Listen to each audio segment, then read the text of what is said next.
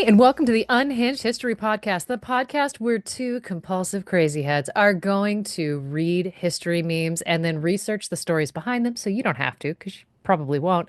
And then we're going to come together and tell each other the stories we've only recently learned. I'm Teresa, I'm host one, and that, Is Angie. I'm host two.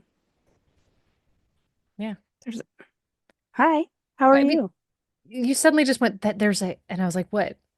Yeah, no, I realize you can't see what I'm looking at. Yeah, I'm in a different Sorry. location altogether. I'm in a different state. S- Sorry. Are Mm, you, though? Are you? A little bit. Sorry. You can Like move. I'm Dude, that's the plan, Stan. I'm here for it. To a castle in the French countryside. I was looking at a piece of real estate and I showed it to Mike and I was like, look, there's like four bathrooms, five bedrooms. It's massive. It's great.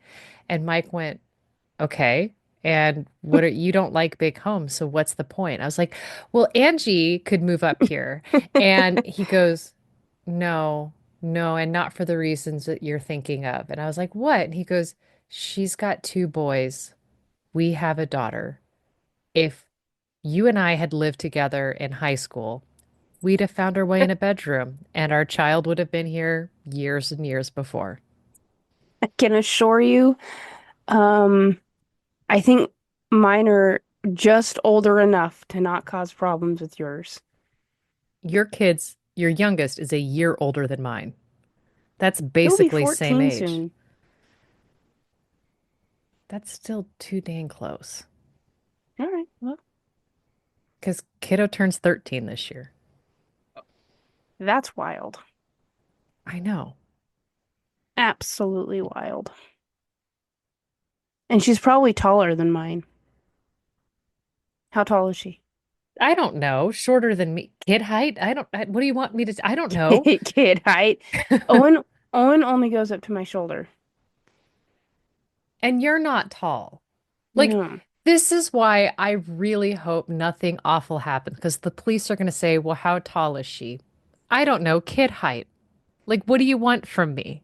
I don't, I don't even know how Oh, tall she is in relation to her peers. She's tall in relation to her peers, but sixth but what grade like but height? what does that mean? Yeah, like she's shorter, bigger than a bread Sh- basket, smaller than an elephant. What do you want? Facts. Okay, yeah. My house measures things not in actual measurements, but like I have literally said this sentence. Beloved, I need you to go find me a board that is 6 cupcakes wide. But that's probably because you're putting it on cupcakes. You're probably not adhering it to the side of a house. That's true. However, he understood what 6 cupcake wide means and brought me said board. Proof that Americans will measure anything and other than Yep. metric. We are the like living, breathing, walking proof of that. Except for when it comes to things like baking implements. Like we understand the metric system when it comes to that. And my oldest son and I refer to it as cocaine math. And that makes us both laugh while my husband rolls his eyes and considers like getting a new family.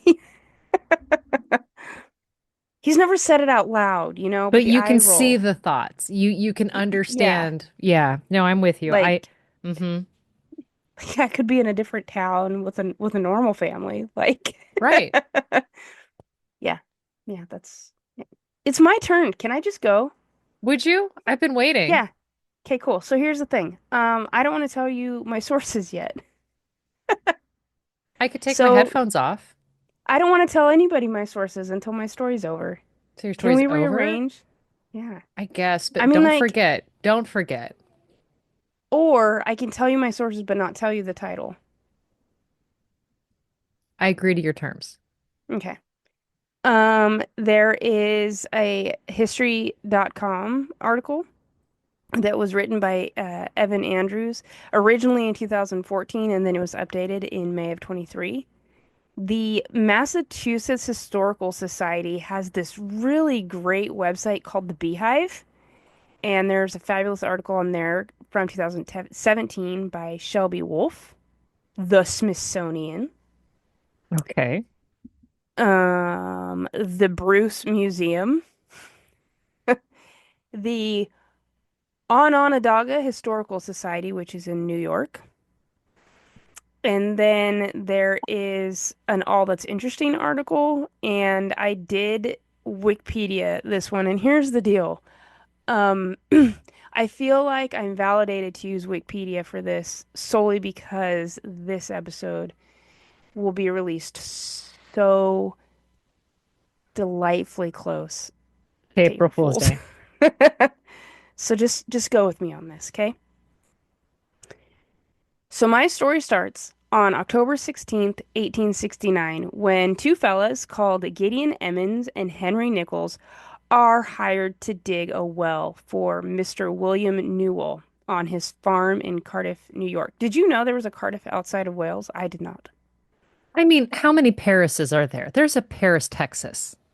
Yeah, and that was sort of exactly where my train of thought went, but also like I don't know why I was shocked by Cardiff. Like that seemed unusual to me, but it was. So, anyway, these two guys, they're digging a well on this guy, Mr. William Newell's farm.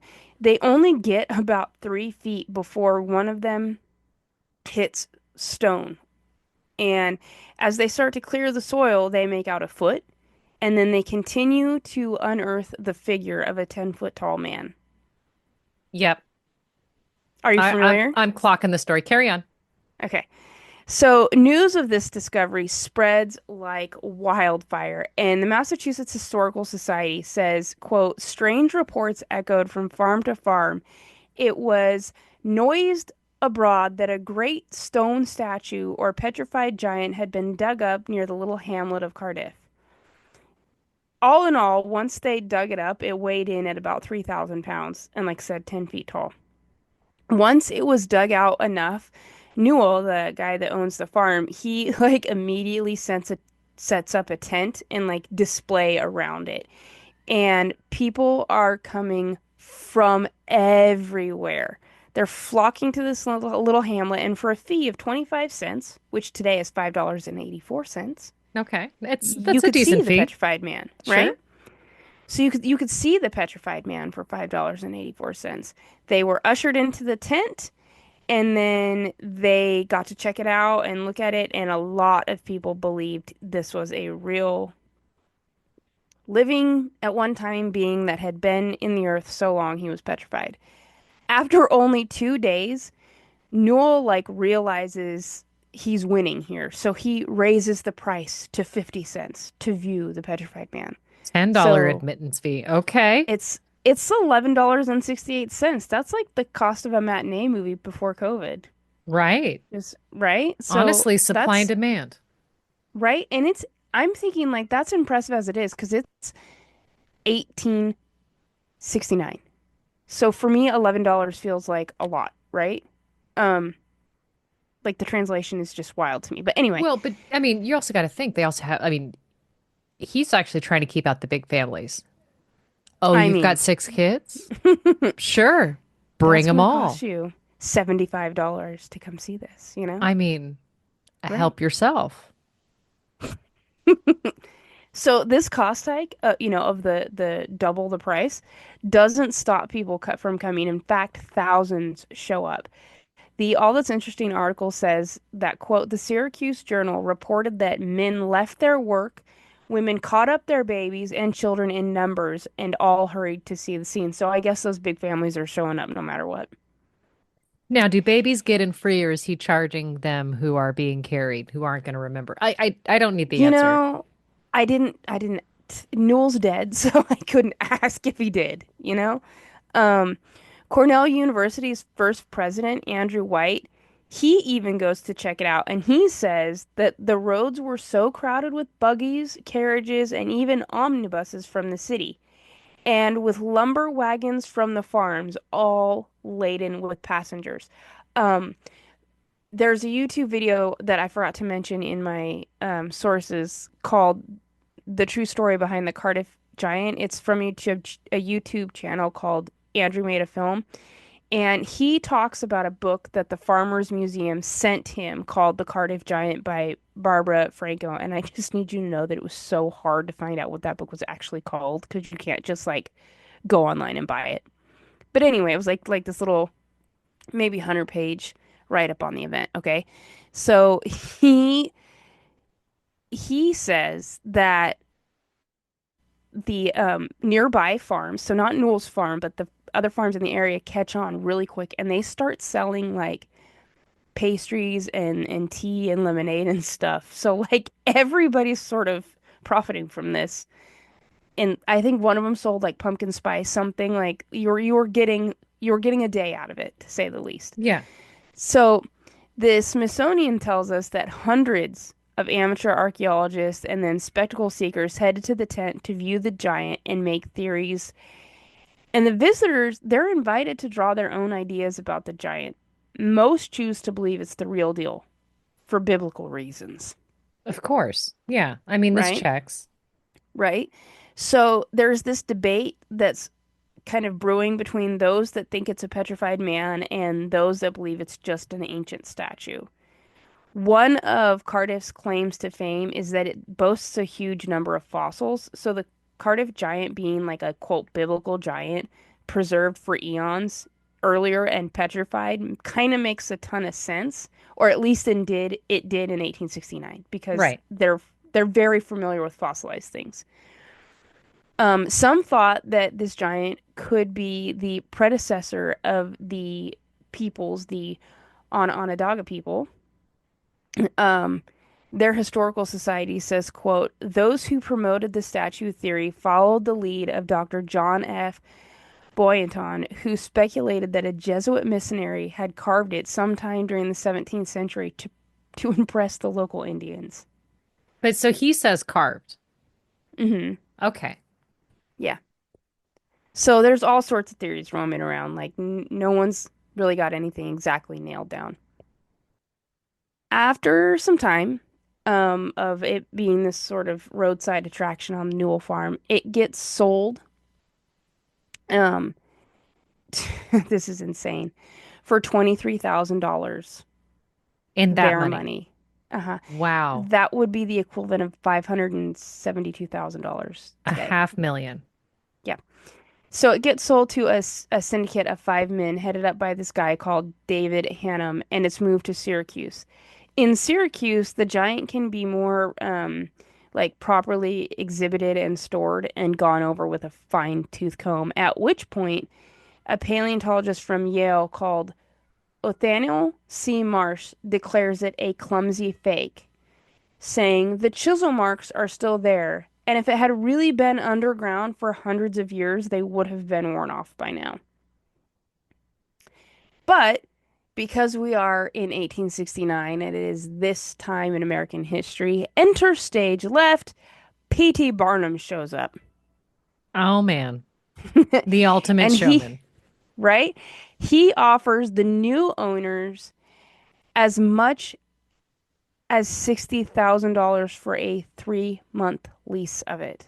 Oh, he doesn't If even you're want to buy it. curious, he just wants to lease it.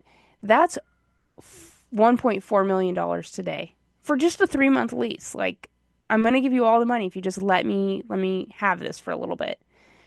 Well, his offers refused, and he did what anybody would do when you have that kind of money in our showman, and he pays an artist to build an exact plaster replica of it, which he then puts on display in his museum in New York City, claiming that his giant is the real one and the Cardiff Giant is a fake. Honestly, good for him. What are they going to do? Because, Let other people like lease it? well, um, the newspapers reported Barnum's version of everything that happened, and David Hennum, the man who was like in charge of the syndicate of guys who purchased it, was quoted as saying, "There's a sucker born every minute," in reference to spectators paying to see Barnum's giant. Um, Wikipedia says that oftentimes now that quote actually gets misattributed to actually being said by Barnum, but it was said by Mr. Hannum. Now, Hannum tries to sue Barnum for calling his giant a fake, but, and I just love judges so much. The judge tells him Go get your giant to swear on his genuineness in court if you want a favorable injunction on my part. I love this. I love when they're just like, I'm not playing. Get over yourself. I love it so much. The Massachusetts Historical Society says, quote, "The tale of the Cardiff Giant sparked the imaginations of authors Mark Twain and L. Frank Baum, and the giant even found his way into a Nancy Drew mystery. Today you can find him on display at the Farmers Museum in Copperstown, New York." Do you care to know how he ended up in Copperstown, New York? Go on. Well, he was on display at the Pan American Exposition in 1901, but unfortunately it didn't really gain much attention at that event. And then an Iowa publisher called Gardner Cowles Jr. buys it to adorn his quote basement rumpus room as a coffee table and conversation piece, Yeah. right? And then in 1947, he sells it to the Farmers Museum in Copperstown, New York, where it's displayed. So the owner of Marvin's Marvelous Mechanical Museum, which is like a coin-operated game arcade and museum of oddities in Michigan, he says that the copy displayed there is actually Barnum's. And there is also a copy of the giant displayed at the Fort Museum and Frontier Village in Fort Dodge, Iowa. So there's like There's a a ton of couple these running roaming around. around, Yeah. right? Okay. Do you care to hear the actual story of the giant of Cardiff? Go on. My story actually starts in 1866, late 1866, early 1867, in Iowa with a man called George Hull. Let me just describe him to you. According to the YouTube video I watched that referenced the book that I mentioned earlier, Hull is described as, quote, a scoundrel. He was remarkable in many respects. He was over 6 feet tall with slightly stooped shoulders and a ruddy complexion. He looked the part of a villain with his black hair, mustache, beard, and dressed in black from his shoes to his plug hat. Now, Mr. Hall, George, is a very real atheist and a staunch skeptic. And this is kind of a thing in the 1860s in America, right? Like you don't find a lot of that. So he's sort of like this outsider. Um and it's not that it particularly matters to the story, but George is also in the family business of cigar manufacturing, and I just think that's like a fun fact. So anyway, he is in Iowa visiting his sister or doing business or both. Sources are a bit flaky on that one. One source says one, other sources say other. Why can't he be doing both? But anyway, so he's in Iowa and he gets into a bit of a theological debate with a Methodist revivalist reverend called Mr. Turk. Mr. Turk is a staunch literalist and Hull is an atheist. And evidently the good reverend is stuck on this verse in Genesis 6:4. Are you familiar with it? Off top? No. You're gonna need to give me chapter verse. Okay. There were giants in the earth in those days, and also after that, when the sons of God came in to the daughters of men, and they bare children to them, the same became mighty men, which were of old, men of renown. So, good Reverend Turk and Mr. Hall are in a very serious debate about this particular phrase in the Bible. Mr. Turk is a literalist, and Mr. Hall is a skeptic and an atheist. And later that evening, Hull's laying in bed and sort of thinking to himself, like, that was an awful conversation. I'm kind of over it.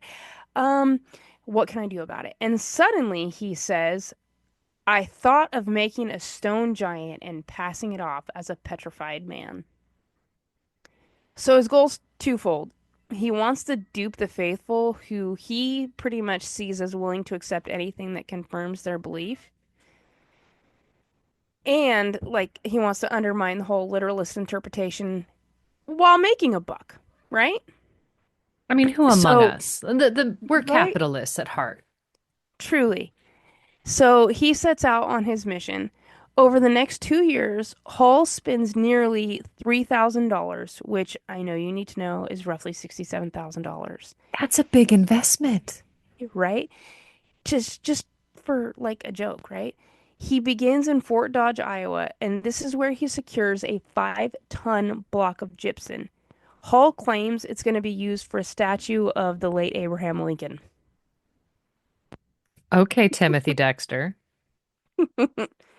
Hall ships the slab to Chicago to a German stonecutter or sculptor called John J. Sampson, who carves it at his workshop at 940 North Clark Street.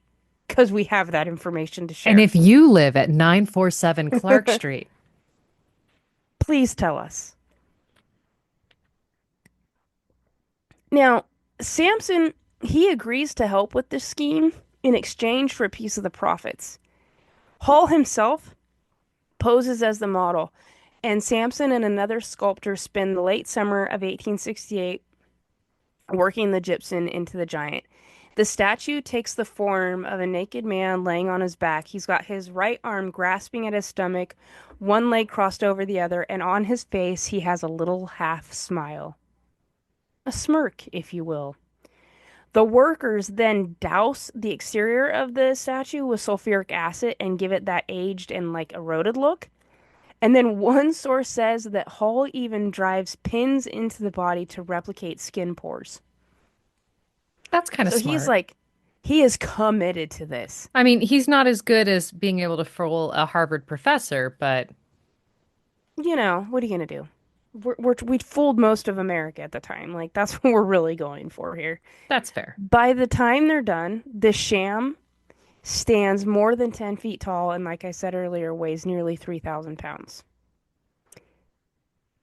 Enter Newell. You remember the farmer who's Yep. trying to dig a well on his property? Well, he is actually Hull's cousin.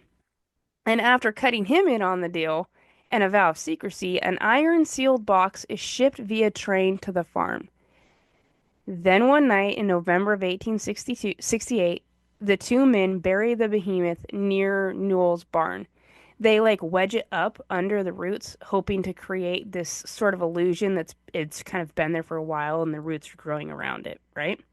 Okay, first off, can you imagine? Like, it's hard enough to get a bookshelf in your house. You're going to need to move a 3,000 pound statue, I probably in the have, dead of night. You've got more yeah. than two people in on this. And like if I'm Newell's wife, I'm wondering why you're bringing a big iron box onto the property. Like what is your plan here, bub? No, Like I got that's a questions. curse. There's a curse in that box. We do not need that opened. Put it back. Send it back. Yeah. So after they bury it, Hall goes back home. He lives in a little village nearby called Binghamton. He just keeps working his cigar business.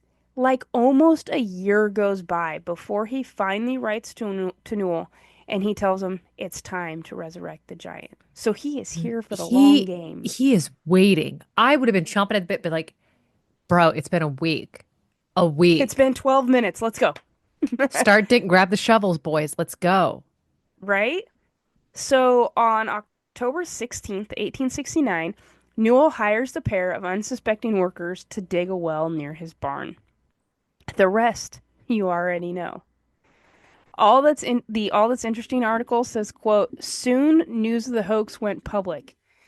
The mason who carved the giant apparently confessed to the Chicago Tribune, and a respected paleontologist denounced the giant as a most decided humbug.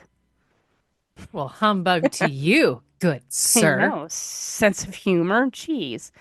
On December 10th of 1869, Hull confessed to everything to the press, saying that he didn't confess because of criticism, but because he wanted the hoax to be exposed.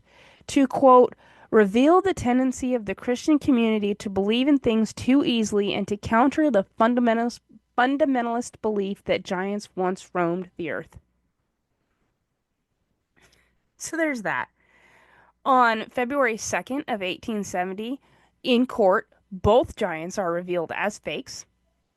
And the judge also ruled that Barnum could not be sued for terming a fake giant a fake, which is, I'm sure, the same judge that was like, well, if yours is real, get him to come down here and cop to it. Like, Now, Hall, he clears around 20 grand. So if 60 grand was just over a million, He's not doing too bad. no, with this scheme. And he's feeling pretty good. So he attempts excuse me, a second hoax as what they call a flim flam man. In 1877, he tries to humbug the masses once again with a 7 foot tall giant with a tail, and he buries it in Colorado. However, much to his dismay, the hoax is quickly exposed and he loses a ton of money. He dies poor and in obscurity in 1902, but still very proud of fooling the world with the Cardiff Giant. His obituary is more of a sensational news article about the giant than an actual proper obituary. And then, just 15 days later, the last survivor of the famous Cardiff Giant humbug, the sculptor, John, he died also. Wow. I have a photo if you Go wish for to it. see it. I do. Of course, because it's so silly. I giggled the whole time and just kept laughing about how you said last week that you were back on your bullshit. Yeah. I'm back. Okay, so the image that she's showing has a massive statue. It's not a statue that you'd see standing at a park because this guy is clearly in repose, hand on tummy, like I really shouldn't have eaten the entire pizza. No Hmm. pizza is in fact like there's a large pizza is not a personal pizza if I have enough commitment. That's the kind of look he's got. Yep. Um, and there's a man at the statue's knee, bent down, like, well, Timmy. And then there's two kids near the statue. Timmy and Jimmy, Yeah, Timmy clearly. and Jimmy, and they are clearly looking at him, listening intently as, trying to figure out, well, this statue dates back to this, just 3 weeks ago. Pretty, yeah. Just 1 year and 3 days. So that's the story of the Cardiff Giant. I adore it. I adore it. Thank you for sharing that. I've heard the story. I don't think I ever saw the photo, but I'm grateful that you went on your merry jaunt because it lines up and allows me to segue perfectly. I love this for me. Hmm. Happy April Fools. Yeah, I mean, April Fool's Happy Day is my birthday. birthday. Yeah, Love this for us. I know. You couldn't have scored a better birthday for your birthday. It matches who I am. I grew into it. Yeah. I probably wasn't born on this bullshit. I grew into it. I don't know. Some people are just naturally that way, maybe it was meant for you. Maybe it's a bit of a little column A, little column B. I'll I'll take all of column C. It sounds great. I mean, Okay, so my sources, Smithsonian Magazine, The Fox Sisters and the Rap on Spiritualism by Abbott Collar. And then I went down the rabbit hole and listened to all of the podcasts. Con Artists, The Fox Sisters, Stranged and Unexplained. They have a two-part series, The Fox Sisters, and Macabrium, The Fox Sisters Talking to the Dead. Oh, this is not the story I thought it was going to be. When you said Fox Sisters, I was immediately thinking about those little girls that tried to trick everybody with the fairy pictures. Oh, no, no, no, no, not them. Not them. Yeah, no, no, I'm wrong. No. I'm delighted to Okay. be wrong. You know who they are though. I'm gonna get going and you're like, oh. Okay, okay, All right. So it's late March. It's 1848. We're in a place called Hydesdale, New York. Quaint little cottage. This home is rented by the Fox family. They're building their home. Um, now let me kind of go in. The facts I'm going to give you, they seem extraneous, but the facts matter. So, um, Mama and Papa were together for many, many years, had several kids, and Papa's drinking kind of got in the way. And even though he was great at providing, they kind of split up. They reunited and they decided to try again. And okay, they move into this rented house. They have a couple of kids, or at least they had a couple of kids, then moved in. Okay, either way. So the two Fox sisters that we're bringing up, they are the result of the reunification, the trying again, the second chance. okay. The house they live in, though, the rented house, it's said to be haunted. and everybody in the town passes this rumor. We have the 14-year-old Margarita, who's called Maggie Fox, her 11-year-old sister Kate. They end up kind of snagging a neighbor. The article says waylaid a neighbor, and they're I eager love to, that term.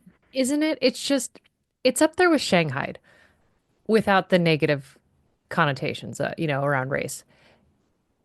They end up trying to tell this neighbor about this really awful phenomenon that happens every night around bedtime. They keep hearing a series of raps or taps. Not they're not hearing Eminem on the walls and on the furniture. Now these this Dude, I am so glad you said that when I did not have my cup in my hand. I mean, look, you might need a new microphone, but it would have been hilarious for the spit take. I snorted. I just these are recorded. I would do a video podcast for you spit taking all over the screen. I would.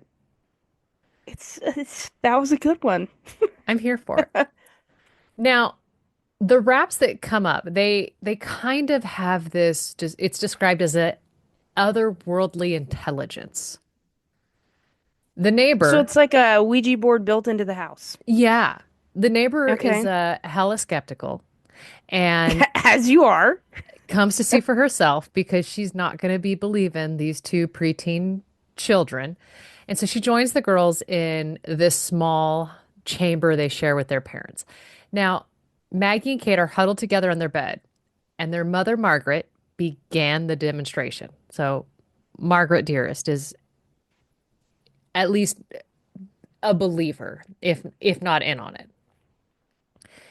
Now, Okay. now count to five, she ordered, and the room shook with the sound of five heavy thuds.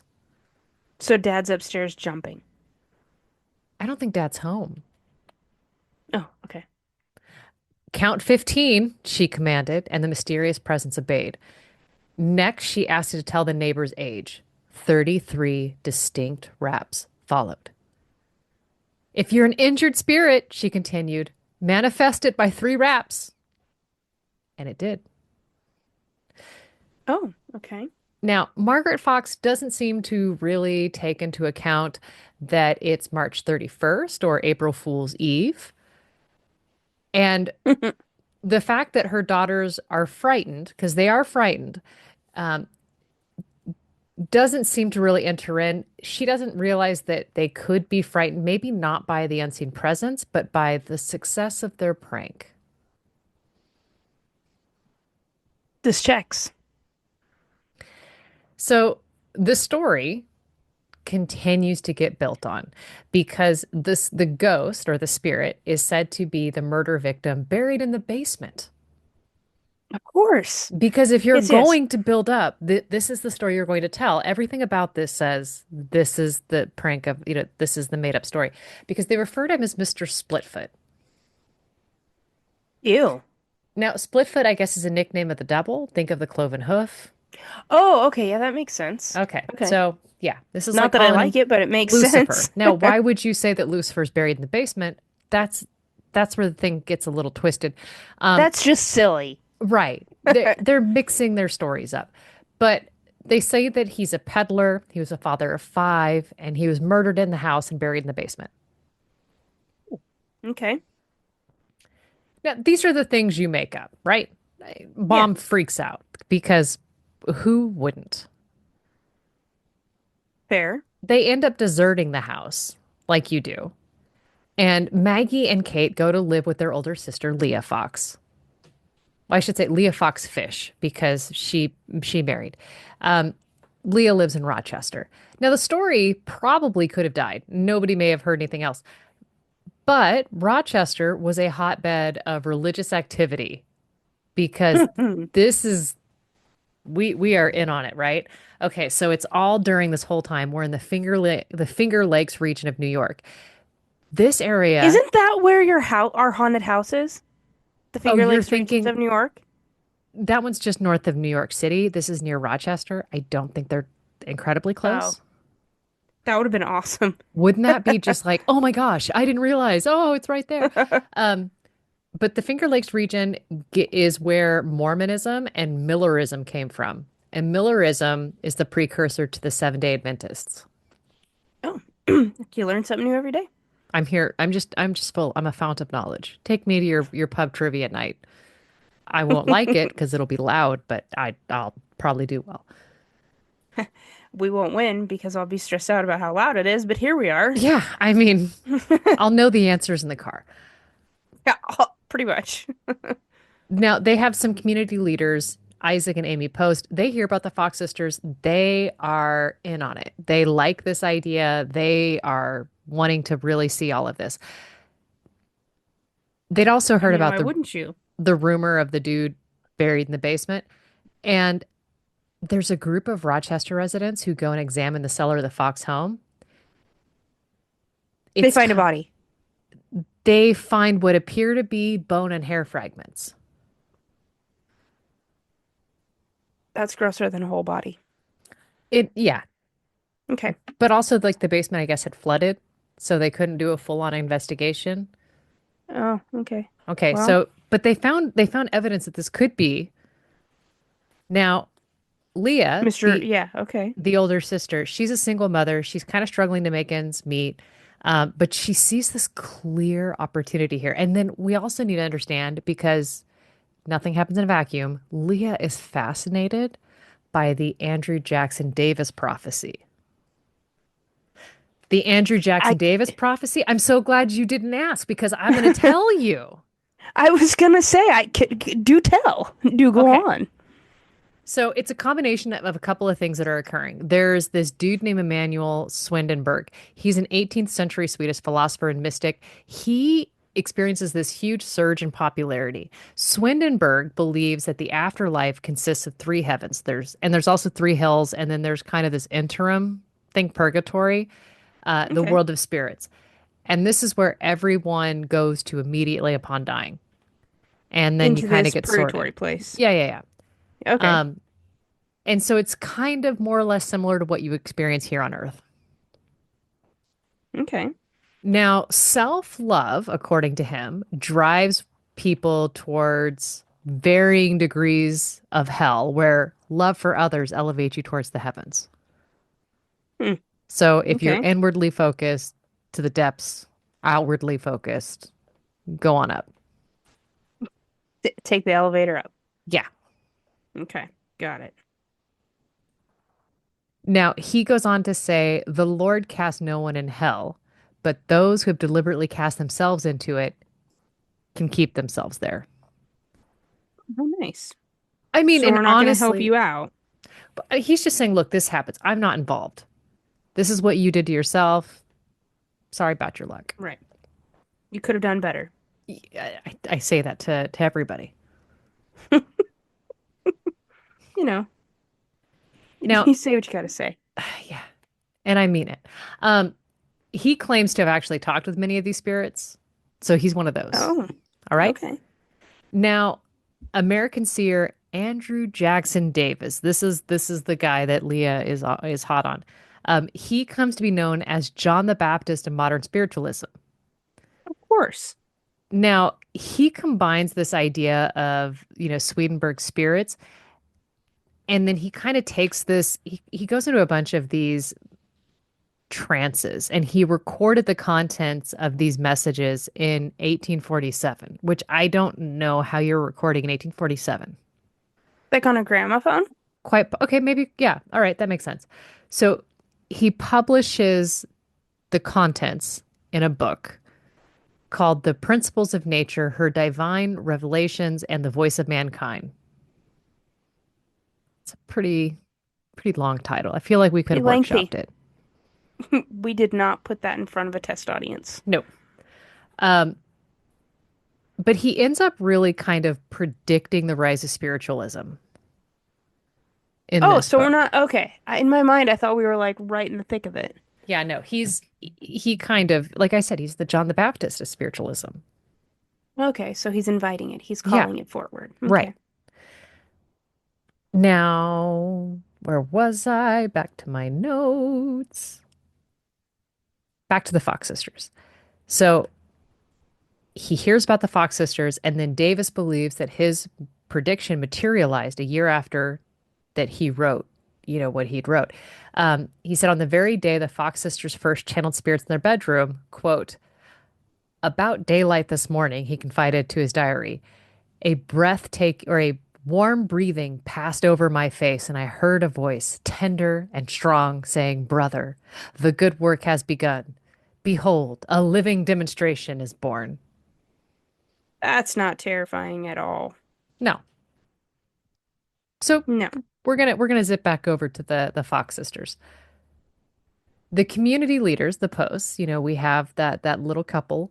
They invite the girls to a gathering at their own home. They're anxious to see if these girls can communicate to the spirits that are Oh, in another locale because they're used to having it done in their own bedroom. So now they want to see can you talk to the people here versus your old that's Mr. fair. Switchfoot. Yeah, I mean, that makes sense. Now Isaac Post he goes on to say, I suppose I went with as much unbelief as Thomas felt to when he was introduced to Jesus after he ascended.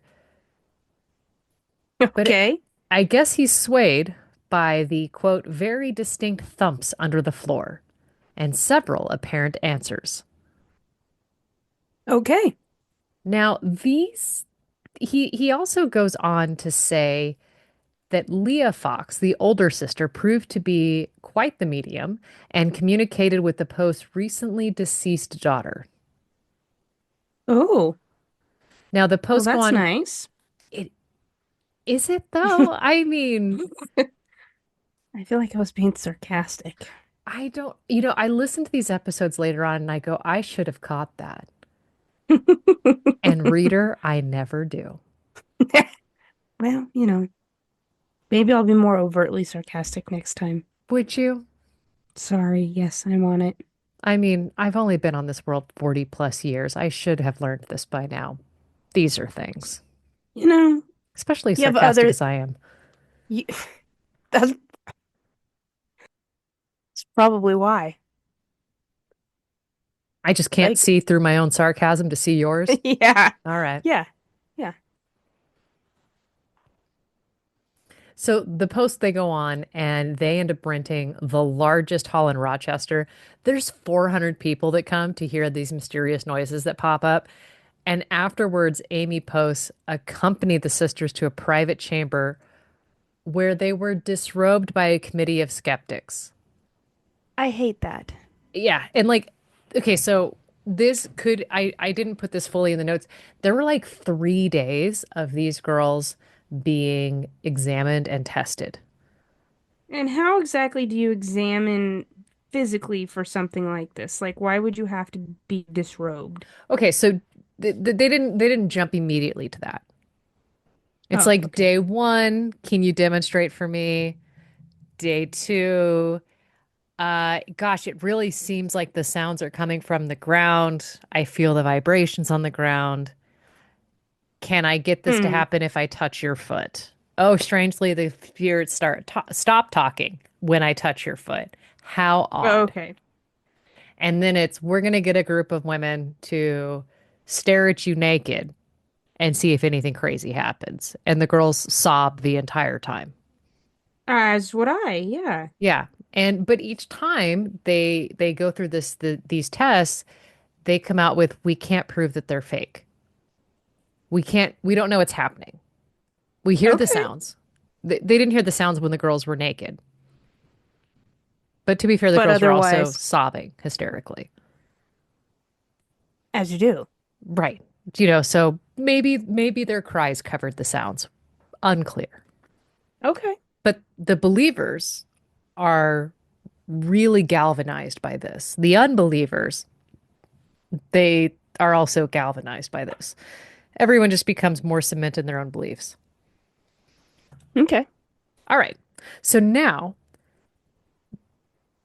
there's this idea basically for us to kind of think of communicating with the spirits, we don't do it so much now. We don't think of it. It's not quite the rage. We might go to see a Ouija board, but do you have a Ouija board? Maybe. Absolutely not. Do you know somebody who does? Possibly. I mean, like it's Probably. it's so kind of like It's we're more of kind of a, I think, a novelty. yeah, as opposed to Yeah. like everyone's got one, Yeah. you know? So at Yeah. this point, everyone's kind of in that sphere of really getting into it. Now, they the Smithsonian article goes on to say that the Bible contains hundreds of references of angels communicating to men. And so the movement known as modern spiritualism sprang from several really revolutionary philosophies and characters. Like the concept of being able to communicate outside beyond the veil is nothing new, right? And Right. that's what they're kind of going on about. There's this guy named Franz Anton Mesmer. He's an 18th century Australian healer. He spread throughout the United States around the time of 1840. So he kind of he's one of the people that puts Andrew Davis Jackson or Andrew Jackson Davis, whatever the prophecy dude, he kind of Hmm. like influences him. Okay. Mesmer goes on to propose that everything in the universe, including the human body, is governed by a magic fluid, which, ew. Ew. But this magic fluid can become imbalanced, causing illness. Now, he can wave his hand over your body, and just the waving of the hand um, creates this mesmerized, because mesmer, this is where we get it, No hypnotic state. way. Yeah. That allowed him to Wow. Okay. manipulate the magnetic force and restore your health. So he can mesmerize you, hypnotize you, and suddenly your eyes work, your stomach doesn't feel weird, your sciatic nerve pain is gone, whatever it is. Mesmerize me. I would love to. I would love to be able to actually, no, I really don't. Like, actually, now that I said that out loud, I take it back. Yeah, I want none of it. Um, but there's this group of amateur mesmerists that become a popular attraction at parties and they do parlor tricks. Think hypnotist. Okay. And then you get some people who are awakened from this mesmeric trance. They claim to have experienced visions of spirits from another dimension. Right. So this is all happening. And then, upon hearing of the Rochester incident, Davis invites the Fox sisters to his home in New York City to witness their medium capacities for himself. So now we have the prophet meeting who he's prophesized about, Ooh, that's exciting. right? This is meeting the big one, right? Now, joining his cause, the sisters' ghostly manifestations elevated his stature from this obscure prophet to a recognized leader of a mass movement. Get it, gals. Get it. Because he's already written the very thick book. He's recorded all of the things. Now he's got, oh, I thought about you guys. And I only imagine he's like this bumbling, crazy guy that talks to himself. And now he's confronted with the real thing that he's been. I imagine he looks like Luna Lovegood's dad. I agree to your terms. Okay, so basically he elevates to this, and then the Americans, they they kind of start rejecting this gloomy Calvinist doctrine that they've just been living in for this whole time.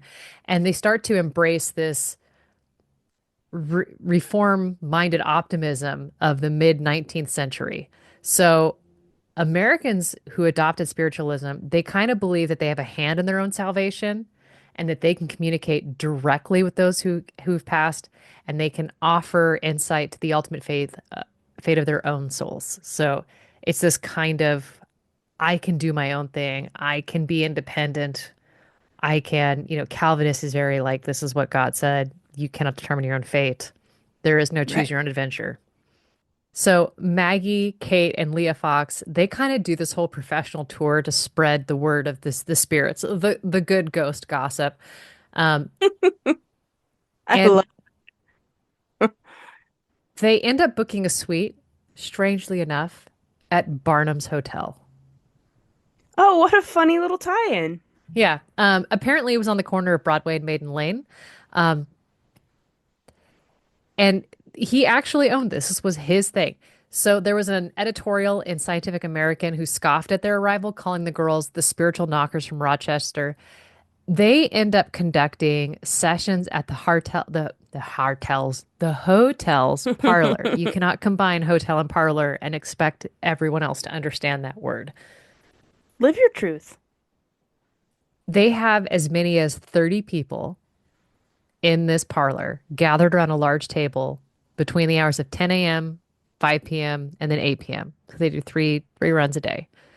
And they're taking the occasional private meeting. Admission's only $1. That's way cheaper than seeing the Cardiff Giant. That is. And you're getting to hold hands with the spirit seers. Well, wait, is it $1 then or $1 now? Dollar then. Oh no, that's more expensive.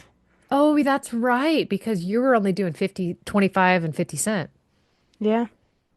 Get it, Okay, girls. girls are raking it in. So they end up meeting many prominent members of New York society, including, Horace Greenlee. I had no idea. The iconoclast and influential editor of the New York Tribune. They end up meeting James Fenimore Copper. James Fenimore Cooper. He's a writer. I feel like a buffoon. I should have known that. All of my English professors are just shaking their. I hope they don't listen. They don't listen. No, but mine do. Oh, good for you. Good for you. Then we have editor and poet William Cullen Bryant. There's an abolitionist, William Lloyd Garrison. Basically, there's a ton of people. They all come through. They hear the spirits rap in time to a popular song, and they end up spelling out a message. Spiritualism will work miracles in the cause of reform. Oh, okay. So pretty neato. Now here's where we get kind of the Fox sisters splitting up. Leah stays in New York, entertaining callers in a seance room, while younger sisters Kate and Maggie take their show on the road and they go to other cities. They're hitting Cleveland, Cincinnati, Columbus, St. Louis, Washington, D.C., and Philadelphia. And at one point, they end up meeting one person who's named Elisha Kent Kane. He ends up just becoming beset by Maggie's charms, even though he thinks she's a fraud. You know, But she's a charming charming frauds. fraud. Yeah. The charming fraud broad. It sounded better in my head. I really liked watching you roll your eyes as you thought about that. Yeah, I was like, don't finish saying out loud. Oops. Yeah, whatever. So he can't prove how the sounds are made because he can see it happen. He's like, something's wrong here. I don't believe a word of it. These are not ghosts, but she's hot. So here we are. Now, he had what was he wrote down after a whole month trial, I could make nothing of them, he confessed. Therefore, they are a great mystery. But still, Okay. he courts her because he thought she was cute. Now, she's 13 years younger than him. And But she's he, at least older than 13, right? right. Yeah, this is years into it now. So now Okay. she is, of age-ish. Um, I should have written that down.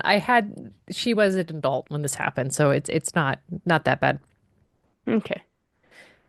And he wants to marry her as he's kind of coming in and out and doing all of these things. He sets her up at his aunt's house and but he comes and visits but he's still trying to get her to like leave her life of deceit as he views it. Um, and eventually she acquiesces, saying, "I'll marry you." And she does, and she goes to end up attending school at his behest. And then, well, she marries him like right after that. So he puts her through school, all this kind of stuff. And then she marries him right before he kind of has this untimely death Mm. in like 1857. And like the worst part is like her family or his family doesn't believe because they're rich, right? He put her up with his rich aunt. He had money. He put her through school. He had money. But they're thinking that she's just a gold digger, never actually married their son, wants nothing to do with them. They call her a fraud, cut her off. Oh. She can't really prove it because there was no big wedding. Oh, that's unfortunate. Yeah, that's what happens when you have those little. elopements. No proof. Hmm. Meanwhile, Kate, she ends up marrying this devout spiritualist and she continues to develop her medium powers.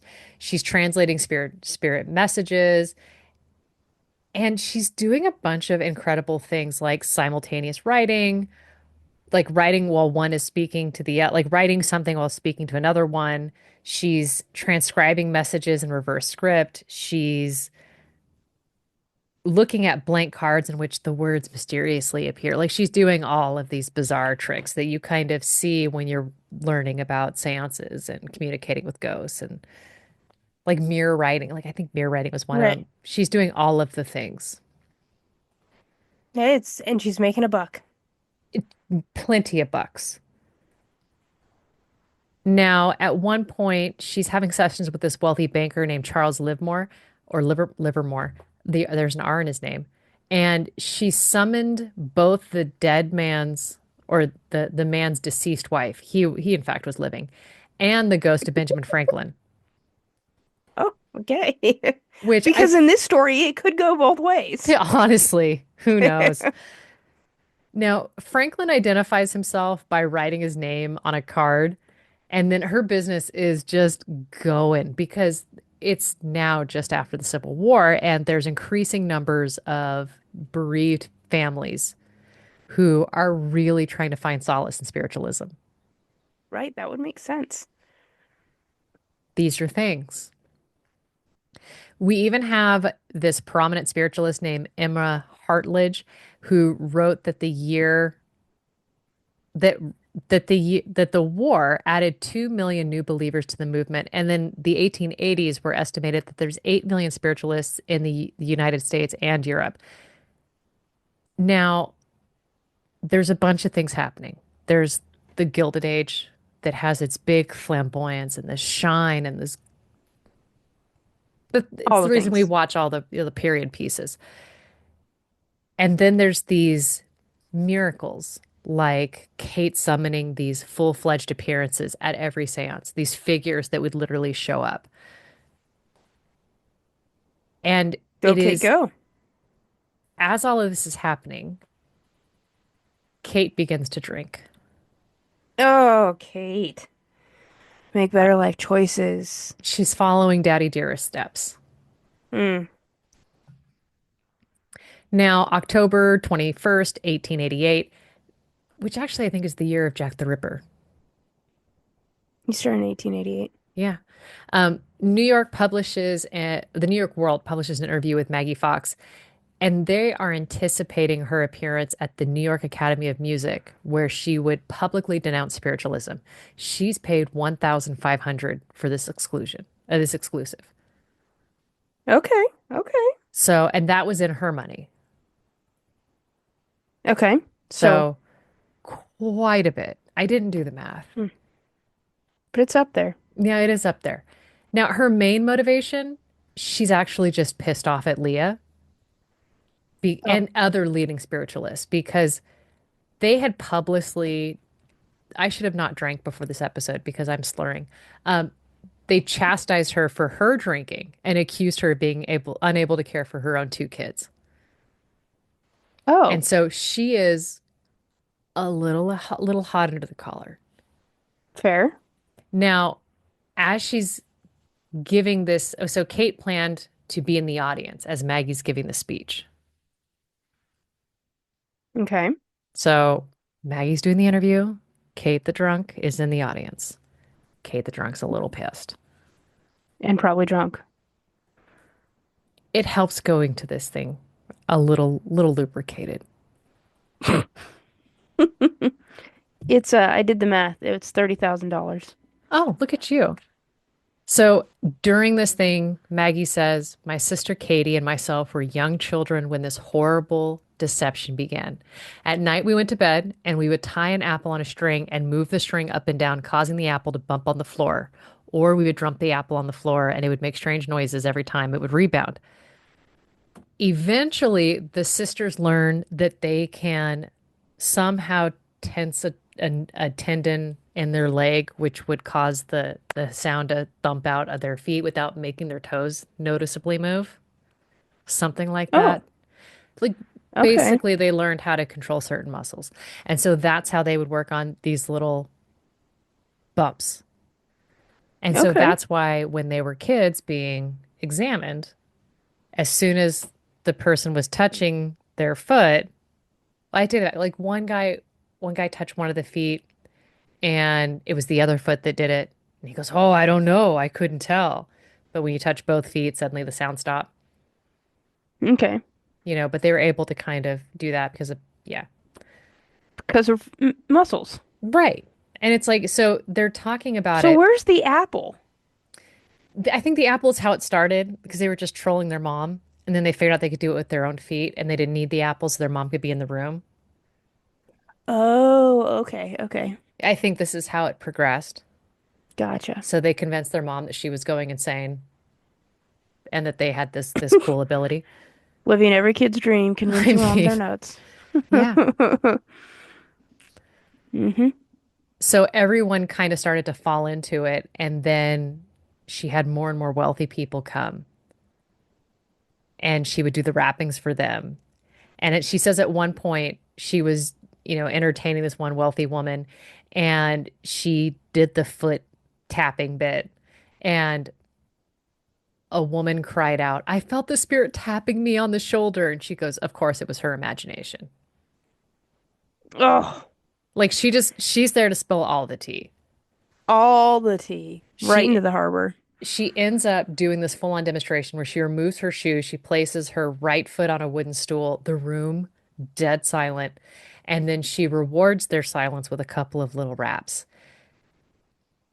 And then the New York Herald reports there stood a black-robed, sharp-faced widow, working her big toe solemnly and declaring it in such a way that she created the excitement that had driven so many a person to suicide or insanity. The moment it was ludicrous, or one moment it was ludicrous, the next it was weird. Hmm. I think, yeah. I mean, they're just like, wow, this is really happening. And the fact that this got us all in a tizzy, even worse. I hate being duped. So Maggie insists that the older sister, Leah, knew that this was fake the entire time and that she exploited her younger sisters Oh, geez. because, Okay. Okay. single mom. Guess she did. Yeah, I mean, sisters just laid it all out. Before she exits the stage, she gives her thanks to God and says that she's grateful to be able to expose spiritualism. Thank you for your time. Good night. Thanks for coming to my TED Talk. Yeah. So the mainstream press, they're like, this is the death blow of spiritualism. It's done. It's over. We're not dealing with it anymore. Um, Spiritualists are like, absolutely not. Like, what? She's so silly. See that? How would you believe her? Just the one of the leaders of the movement. What does she know? She's been wrong before. So there's this dude named Samuel B. Britton. He is the former publisher of the Spiritual Telegraph. He appeared during a seance and he offers a very sympathetic opinion. He, Maggie's the authentic medium. He acknowledges that. And he says the band of spirits attending during the early part of her career had been usurped by unseen intelligences who are not scrupulous in their dealings with humanity. So basically, some spirits are good, some of them, they kind of let her Not so astray. much. Okay, yeah, that could happen. I mean, you don't know who you're talking to just because they tell you they're a good ghost. I mean, they can't prove it. Other spiritualists say that her whole change of heart is just mercenary. She's just doing it for the dollar, you know? Like, Fair. look, she is a pure spiritualist. She is good at her job, but they just gave her a ton of money. So she said, of course, yeah, I'll say it. It's fake. Thank you for paying, Okay. you know? Bye. Yeah, honestly, cash that check. Can you make it out to CASH? Right? She ends up recanting her whole confession a year later. And she Of course. says that her spirit guides just beseeched her to do so. Okay. Now, this ends up getting some disgust from the other spiritualists who are like, girl, You've shit or got get to off the stop. pot. Now, Fair. they kind of go, they she ends up going under the pseudonym Mrs. Spencer, and under this, Maggie kind of goes back to revealing the tricks of the trade of how the spiritualists are able to demonstrate these things, like how they're able to get these manifestations, how they're able to move tables.